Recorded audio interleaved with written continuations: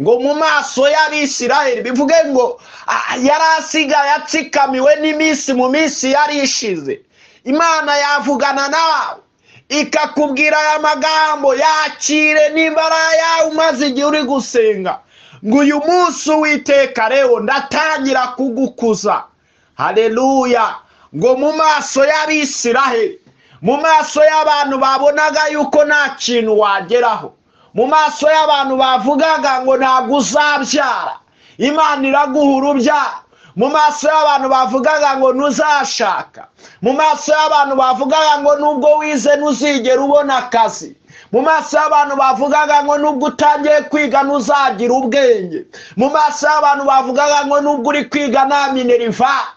Bibiliya iravuze ngo ndatangira kugukuza rero this time, ngo uyu munsi ngo ndatangira kugukuza mu maso y'Abisiraheli. Abantu batazi ijambo bita ngo izadukora amadede, uzanshake nkubwire ngo Uwiteka nigute ajya afata umuntu akamukora amadede. Madede igucisha ahantu abavugaga ngo ntibizakunda, gusa ikavuga ngo dora uwo umwami akunze kuba. Haleluya. Zaburi ya mbere. Abantu bakumvira ubusa, ariko Imana ntiyakumvira ubusa. Umuririmbyi aherutse kujya mu mwuka ngo abiringira abantu barabahemukira, na Mika yabihanuyeho ko kwiringira abantu nta kintu kumaze. Haleluya. Umunsi umwe Yosefu yiringira umwe mu bavuzi b'imitsima ndetse wa vino, watwaraga vino y'ibwami kwa Farawo, ngo ariko ngo aragenda aramwibuka, ngo igihe cy'Uwiteka kigeze, Uwiteka yibuka Yosefu, ngo arotesha Farawo inzozi. Ndagira nkubwire ngo iringira Uwiteka, uyu munsi bishobora kuba bimeze nabi, nawe ejo byahinduka. Haleluya, haleluya, haleluya. Ndumva mfashijwe cyane ngo nuko Nebukadinezari umwami w'i Babuloni nawe amenya yuko abantu bose basenga bakiringira Uwiteka bazaba amahoro. Arangije aravuga ngo nta yindi mana dukwiriye gukorera. Reka nkubwire, senga Imana. Bashobora kuba bayisuzugura mu gihe ubayemo, ariko ni igihe gishyitse kugira ngo bemere Imana usenga ko ari iy'ukuri. Ni igihe gishyitse kugira ngo abantu bamenye yuko Uwiteka Imana wiringiye atazajya koza isoni abantu bayo, kandi nawe ko atagukoza isoni. Iki ni cyo gihe. Komeza usenge, wicika intege, wirambirwa, wivuga ngo Uwiteka yaragutaye. Hoya ntiyaguta, ntiyabikora, ntiyagutererana. Kandi urega nta nubwo yaguteza rubanda. Nushaka kubona ibyacanye umutuku barawucanye, ariko Imana ibihesherezaho icyubahiro.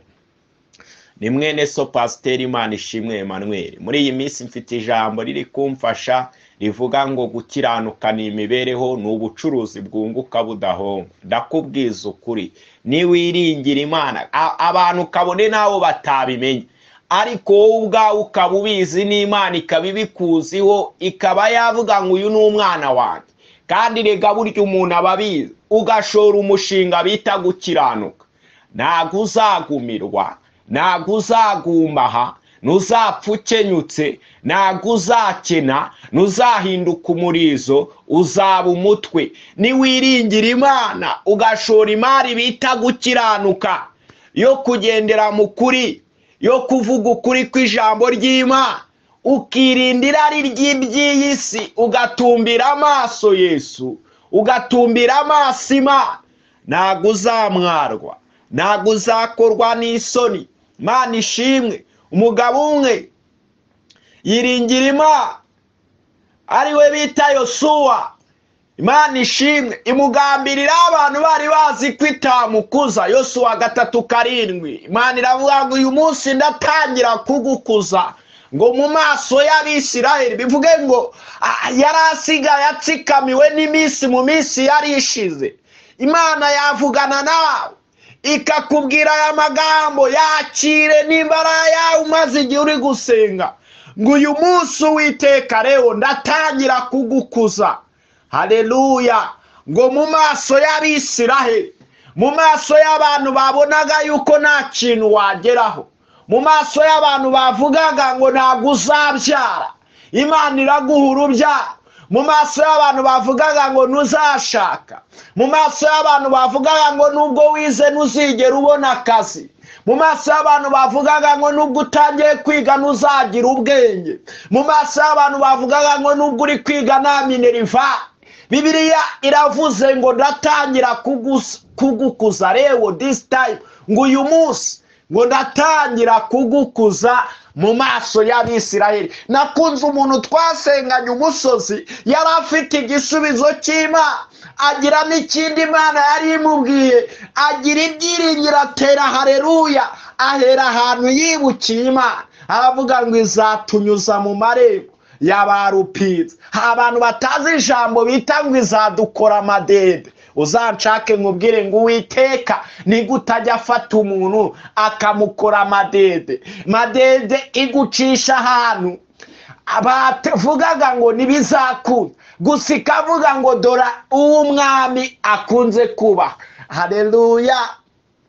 Ngo dore uko bazajya bamugenza, kandi bashaka abantu bazi kubivuga neza mu buryo bwa politike na diplomasi, maze umwuka ukumvikanisha ijambo Imana iri kuvuga ko yasize, ko yagambiriyeho, abantu bose bakabimenya ko yagutambukije mu marembo y'abarupitse. Shuti yanjye nari kukubwira ijambo rivuga ngo gukiranuka ni imibereho, ni ubucuruzi bwunguka budahomba. Ikindi cya kabiri, burya buri muntu wese abazi icyo abiba. Imana ishimwe, iyo ninjiye mu mwuka wo guhumuriza abantu ndababwira ngo uzi icyo ubiba. Nanakubwira ngo nimba utaramenya utanga ibyiza, Zaburi yabivuzeho ngo erega ibyiza bibereye abeza, ngo n'abatunganye mu mitima yabo. Nimba udafite umugabo bita Yesu, reka nkubwire ni igihono.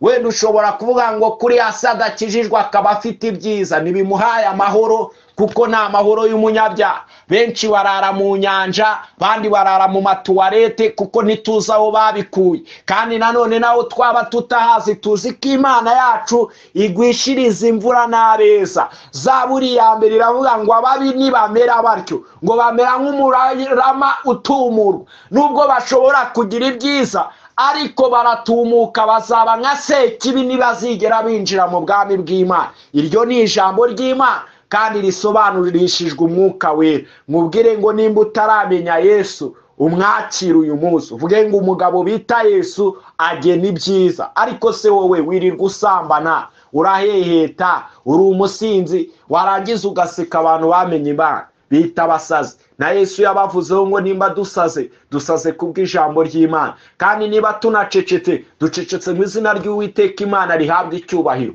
Imana yo mu ijuru itugirire neza cyane kandi dufashe cyane. Amahoro y'Imana abe ku buzima bwawe. Nawe wature Yesu, uvuge ngo Yesu ndagukeneye. Icyo nzi cy'umugabo bita Yesu araza mu mibereho yawe arayihindura. Hari ijambo rifashije umutima wanjye, ndaryibuka cyane, nararikundaga. Ntabwo ari ijambo ryo kwihumuriza. Inzi impamvu iri jambo Yesaya yarihanuye, iyo ndi buvugeho gato mu masegonda makeya. Yabonaga ubwoko bw'Imana bwarataraye, hari ibihe bibi byari bibayemo, ariko Imana ihishurisha umwuka wera mu mutima wa Yesaya, nawe ibiri mu mutima birasohoka. Yandika iyi Yesaya 50 ku murongo wa 7, aravuga ngo kuko umwami Imana izanaba, nicyo gituma namwara, nicyo gituma nkomera, mu maso hanjye hakamera nk'urutare, kandi nzi yuko nazakorwa n'isoni. Ndasubiramo, kuko umwami Imana izanabara, nicyo gituma namwara, nicyo gituma nkomera, mu maso hanjye hakaba nk'urutare, kandi nzi yuko nazakorwa n'isoni. Mu by'ukuri iyi Yesaya ni ijambo umurokore wese yagakwiye kwireguza, abaye mu gihe cyo kwiringira Imana. Mana ishimwe. Kavuga ngo iyi minsi n'ibihe, n'abankwena ngo ntibizakunda, n'abankwena ngo sinzubaka, n'abankwena ngo sinzabona inzu yanjye, n'abankwena ngo sinzashaka. Abagukwena bose bakavuga ngo ese ubona bizavamo. Niba wiringiye Imana, urakwiye kuvugira ijambo ry'ubuhanuzi rivuga ngo kuko umwami Imana azanaba, nicyo gituma namwara, nicyo gituma nkomera, ngo mu maso yanjye hakamera nk'urutare, kandi nzi ko nazakorwa n'isoni. Bibiliya yavuze ngo Imana ishimwe ivuga aya magambo, iravuga ngo abiringiye Uwiteka Imana ngo bameze nk'umusozi wera Siyoni, ngo utabasha kunyeganyezwa ahubwo uhora uhamye iteka ryose. Itubwira amagambo meza, iravuga ngo nk'uko imisozi igose i Yerusalemu, ngo niko Uwiteka agota abantu be. Haleluya! ngo uhereye none ukageza iteka ryose. Mama, imisozi, ibibaya, aho hose iyo uhanyuze ntihanyura umutima wawe, ariko ijambo ry'Uwiteka riravuze ngo kuko umwami Imana izanabara, nicyo gituma namwara. Reka dusenge Imana. Mana, tabara uyu muntu, murinde gukorwa n'isoni, murinde kumwara, mutambutse mu marembo ya ba rupinzi, mu izina rikomeye rifite ubutware n'ubushobozi. Haleluya, amen.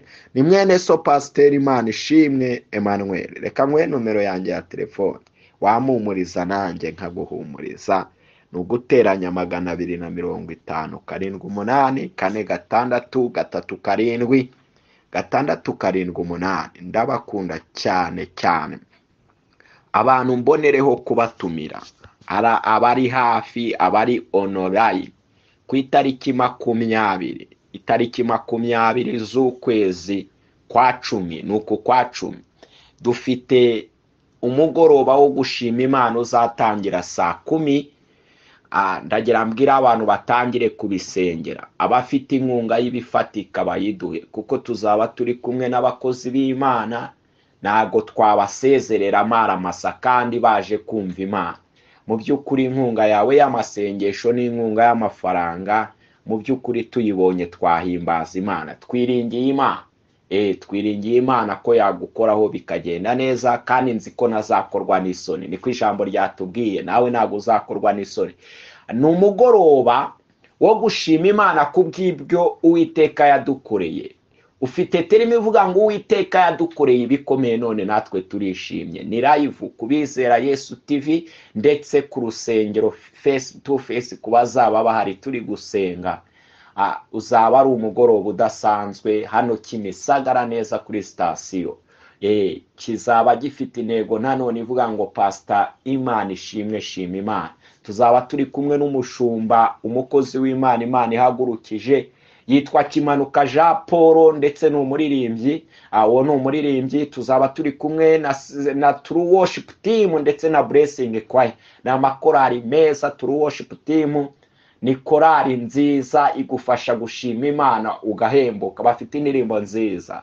Tuzaba turi kumwe na Apostle Myasiro Jean Bosco ndetse n'abandi bakozi b'Imana bagiye batandukanye muri uwo mugoroba. Ndagushishikariza kuzahaboneka. Ndagutumiye mu izina rya Yesu. Ndagutumiye uzahaboneke, uze dushima Imana, urebe ibintu byose Imana yakoze, uze dushima Imana.